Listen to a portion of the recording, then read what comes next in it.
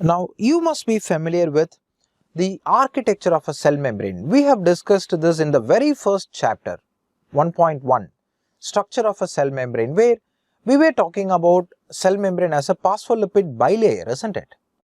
Now people remember, when it comes to membrane proteins, we do see a membrane protein which is going to be a integral membrane protein, also called as a transmembrane protein, which is going to span the entire width of a cell membrane, guys. So let me take up a phospholipid bilayer and let me take up a very similar kind of a cell in its proximity.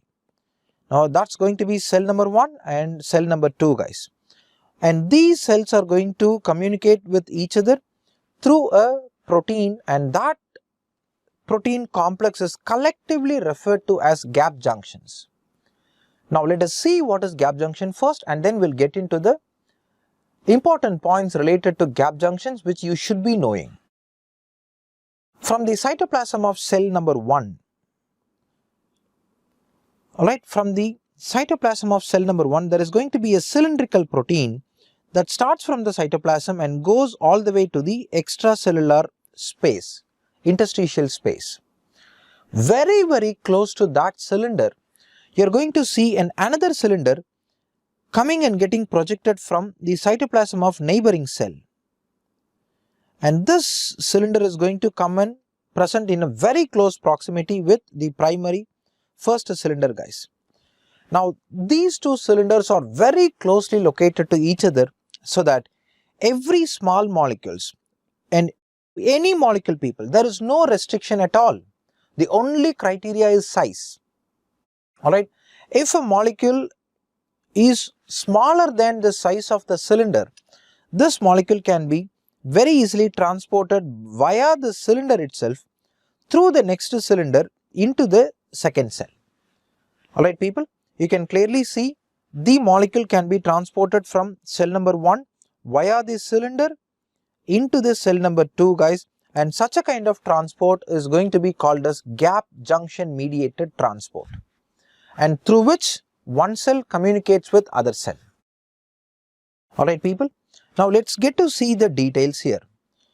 Point number 1, the proteins that you just discussed, the cylindrical protein that extends from one cell to other cell, these cylindrical proteins are called as connexons. The cylindrical proteins are called as connexons. So connexon is basically an integral membrane protein.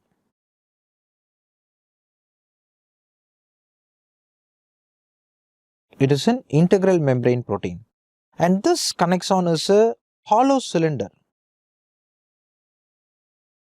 Because it is a hollow cylinder, any small molecules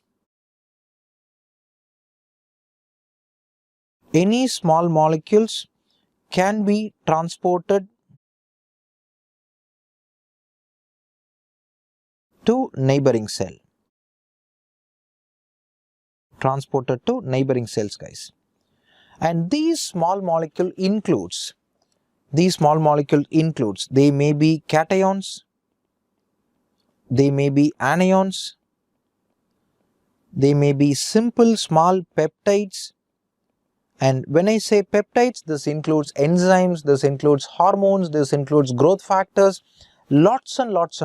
Alright, so cations, anions, peptides, and adenosine triphosphate. Sometimes even very small organelles also can be moved from cell number 1 to cell number 2 through this very small cylinder called as connexons. Alright people, this way of communication is going to be the very first method we just studied, called as gap junctions, people.